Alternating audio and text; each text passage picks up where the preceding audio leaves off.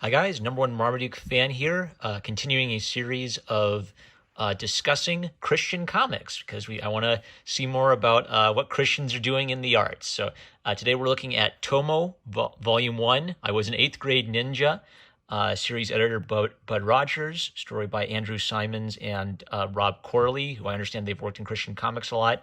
Art by Ariel Padilla, and I'll talk more about our art as I dig into it. Created by Tom Bancroft and Rod Corley. I don't know Rob Corley, but Tom Bancroft, his name steps out because he's was a character designer and animator for Walt Disney Studios during kind of like their Renaissance period in the late 90s. So he remains active online, making art. And he's very open about his Christian faith and has gotten involved in a lot of Christian creative projects since his tenure at Disney. So I know that this is a staff of people who care about actually telling a story, and basically they avoid doing like the one big problem I see a lot of that affecting a lot of Christian art, which is wanting to tell a sermon and forgetting it to tell a story. So I would recommend Tomo. Here's my one qualification. I think Tomo would be best for maybe like an age 8 to 13 age group. I have a feeling that older teenagers might be a little bored by Tomo. I'll give you like one example. So the main character, Hannah, kind of has a little bit of a Dora the Explorer vibe where, Dora the Explorer will say, hola amigos, and then she'll say the rest, say everything else in English, right? It's kind of a thing that people have bilingual characters do to, teach kids vocabulary, but it kind of, I don't know, it just instantly makes me think of Dora the Explorer because it's not really something like when I would have like Chinese roommates, right? We would talk in English and they would talk to each other in Chinese, but it's not like people don't really like forget, oh, I'm having a conversation in English. And then they accidentally slip in one word from their native language and then they say the rest of the sentence in English. No. Maybe if like they like hit their hammer, maybe if they hit their thumb with a hammer or something, they'll say a few words. So all that is to say is I think that this is trying to appeal to manga reading kids, but I have a feeling like some of the characters feel a little bit like stock characters, and I think older teens might this might feel a little kiddie for them. But I do think it'd be a great book for ages 8 to 12, and I really appreciate some of the things I see them doing in this, so it's definitely captured my interest enough that I want to buy more. I want to see where they're going with this. I guess my one other thought on stock characters is when you think about it, Star Wars has a bunch of stock characters. Like Luke Skywalker is kind of the idealistic young boy who wants an adventure. Darth Vader is the stock big bad guy in black armor. Han Solo is kind of a stock scoundrel type character. So that's not something that that isn't something that bugs me. I think great stories are told with these kinds of characters. I just have a feeling like if you didn't watch Star Wars when you were a little kid,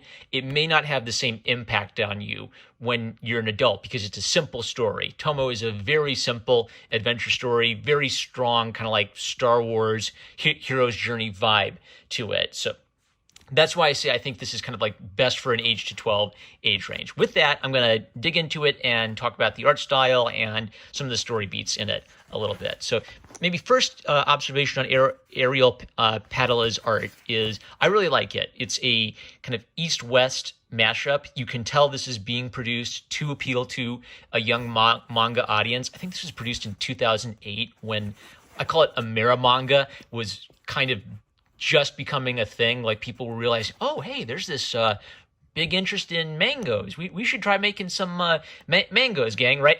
And I kind of like some people will like make fun of like awful how to draw books that how to draw manga books that are in art stores where they're not that good. But this is actually like a really nice style. Ariel's capturing like nice details in the background.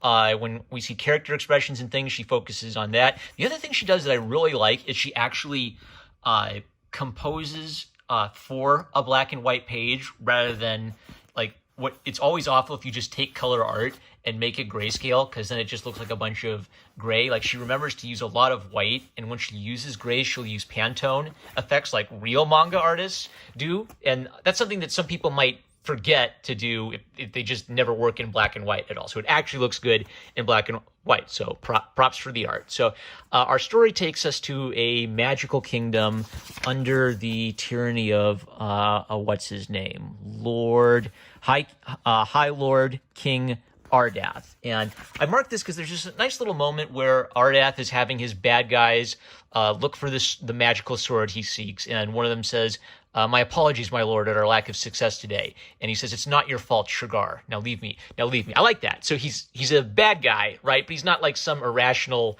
insane person who's just killing his minions for no good reasons. He actually seems like a tough bad guy ruler who actually cares about his minions' loyalty and inspiring some loyalty in his minions. So that's pretty cool. And then we jump to the real world, and Hannah, a Japanese girl, has lost her mother. She's never known her father, and she's moving in with her grandfather.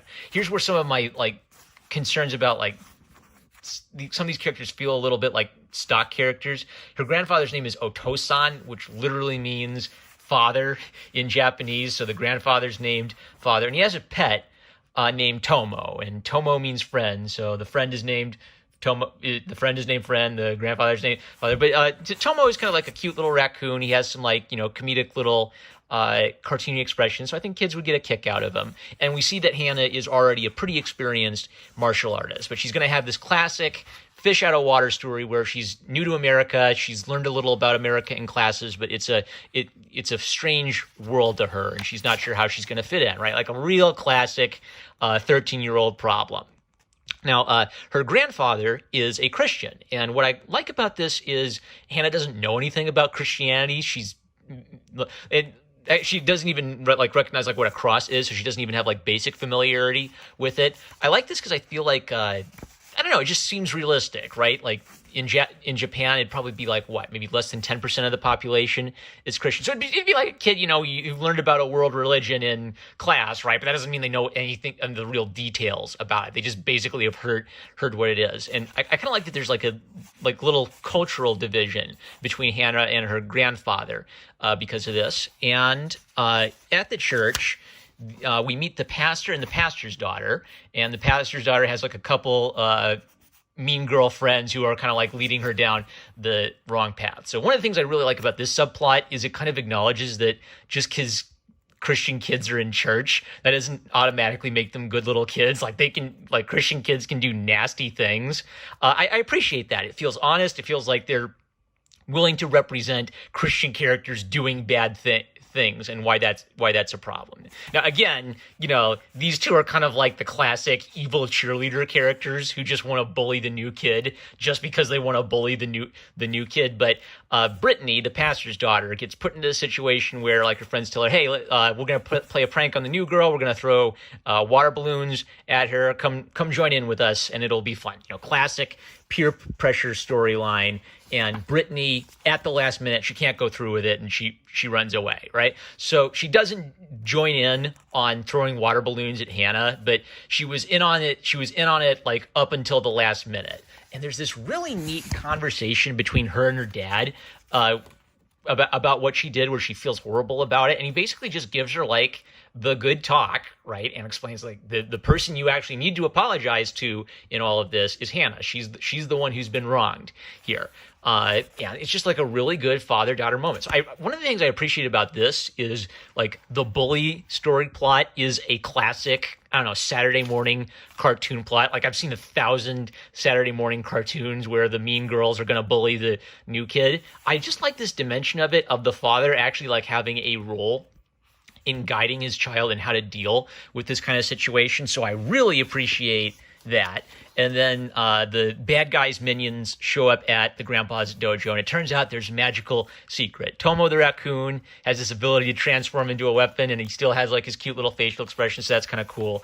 And her grandfather seems to have some sort of connection to this magical animal kingdom that's bursting in on their world. So Hannah fights with her grandfather because she's loyal to him, and he's her only family, and he reveals to her the sword of the spirit, which is, of course, a biblical reference. The sword of the spirit in the Bible is referring to the armor of God, which are virtues, but here is a literal magical object that the bad guys are after. And her grandfather tells her that he can't use this sword. This sword is meant for her. So is there some kind of legacy thing that we haven't learned about yet? It's literally just like Luke finding out that his father was a Jedi and wanting to go on this big adventure and getting this call adventure, right? It's the classic hero's journey. Setup. It's really well drawn. The fight choreography was fun. The detailing is good. It is. It's not 100% really. So I called this Amera manga, and what I mean by Amera manga is it's Americans looking at the manga industry and trying to grab bits and pieces out of it. And I actually kind of love Amera manga because it sort of looks to me like it's sort of like a new style in its infancy, like just when a new culture is discovering something and trying to figure out what makes it work. Now, if you fast forward like 10 years to today, it's the lines have blurred so much that everybody reads manga, right? It's not that weird a thing anymore. So everybody seems to have a mix of influences on their style, but especially in like the early 2000s, there was this kind of neat little phase where people were just starting to realize, these manga things are kind of interesting. Maybe we should make some American manga things with some inspiration from that. So, some of it feels a little on the nose, like ninja, shuriken, like really basic stuff, like a ninja's a really basic concept, but it's well executed. And because it's well executed, I want to see how they develop the idea. I love some of the things they added to Hannah's relationship with her grandfather and the father's role in guiding Brittany and how to deal with the peer pressure situation. So that kind of gives me hope that they're not just going to repeat Saturday morning cartoon plots, but they're actually going to develop something with that aspect of it. And the adventure side of it is really interesting too. I think kids would get a real kick out of it, and I will continue to read and review this series. So with that, I'm a Marmaduke fan. I love you guys. Like, comment, and subscribe. I haven't said that in forever. I'm a horrible YouTuber. I forget to tell you guys to subscribe. All right, I'll catch you later.